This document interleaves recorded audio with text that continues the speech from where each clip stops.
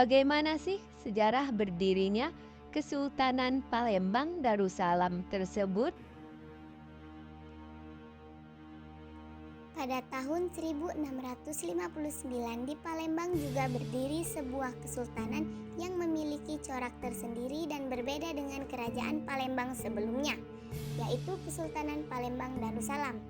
Pendiri kesultanan ini adalah Sultan Jamaluddin atau dikenal dengan sebutan Sultan Ratu Abdurrahman Khalifatul Mukminin Syahidul Iman yang pada masa akhir hayatnya bergelar Sunan Cinewalang. Kesultanan Palembang Darussalam berdiri selama hampir 2 abad, yaitu sejak tahun 1659 hingga tahun 1825. Sebelum kesultanan ini berdiri sebenarnya telah ada terlebih dahulu kerajaan Palembang yang merupakan cikal bakal berdirinya Kesultanan Palembang Darussalam. Berbeda dengan kerajaan Palembang, Kesultanan Palembang Darussalam lebih bercorak Islam karena menerapkan syariat Islam serta menjadikan Al-Quran dan hadis sebagai konstitusi pemerintahan. Raja yang pernah memimpin Kesultanan Palembang Darussalam, Kiai Mas Hindi atau Sultan Abdurrahman. Beliau merupakan pendiri Kesultanan Palembang Darussalam dan merupakan raja pertama yang memimpin Kesultanan Palembang Darussalam. Kemudian ada Sultan Mahmud Badarudin I Jayawikramo dan ada juga Sultan Mahmud Badarudin II. Seberapa luas sih wilayah kekuasaan Kesultanan Palembang Darussalam? Apakah seluas samudra?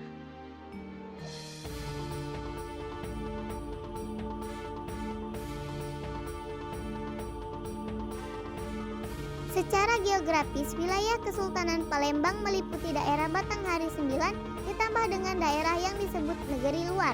Daerah Batanghari 9 meliputi daerah 9 sungai utama di kawasan ini yang bermuara di Sungai Musi. Kesembilan sungai utama yang dimaksud adalah Sungai Banyuasin, Kikim, Kelingi, Lakitan, Lintang, Rawas, Lematang, Ogan, dan Komering. Sementara itu, di wilayah negeri luar secara khusus merujuk pada Pulau Bangka dan Belitung. Gimana sih kehidupan politik, ekonomi, dan budaya masa itu?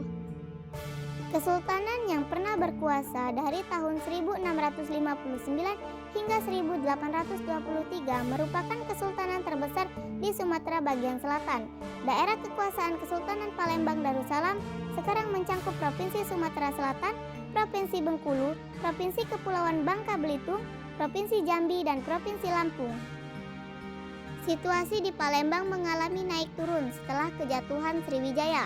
Palembang muncul kembali dalam wujud Kesultanan Palembang dan kondisi perekonomiannya yang kembali bangkit pada abad ke-16 berkat pengiriman hasil panen lada oleh petani lada Minangkabau ke Palembang melalui Sungai Musi.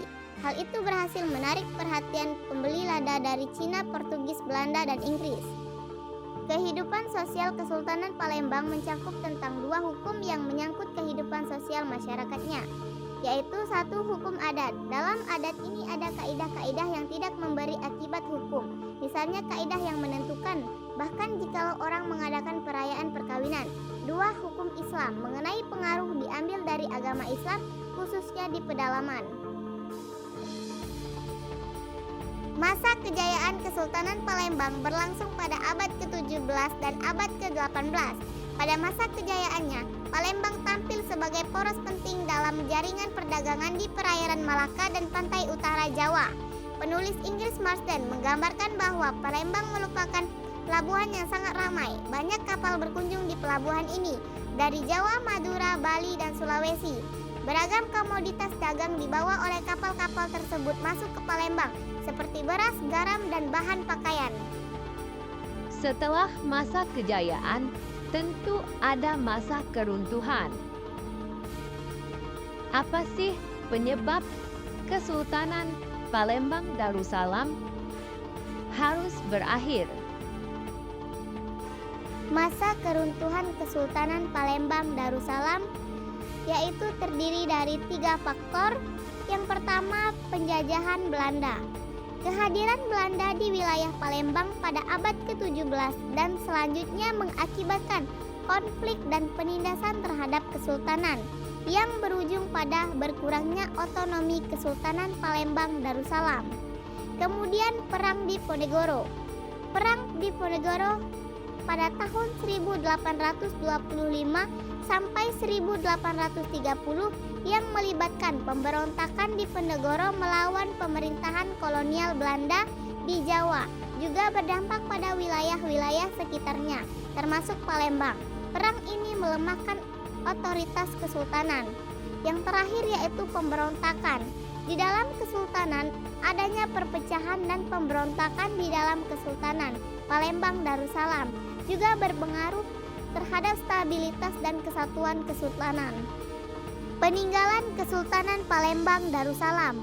Masjid Agung Palembang dibangun oleh Sultan Mahmud Badarudin Jayawikramo yang memerintah pada tahun 1724 sampai 1750.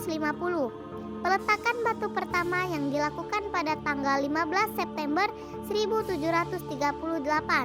Masjid Agung Palembang berada di sebelah timur laut dari Benteng Kuto Besak dengan jarak sekitar 150 meter.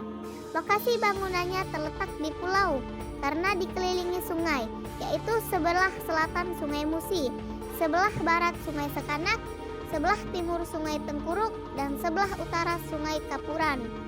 Bangunan Masjid Agung Palembang telah mengalami beberapa kali renovasi dari masa Kesultanan Palembang hingga sekarang.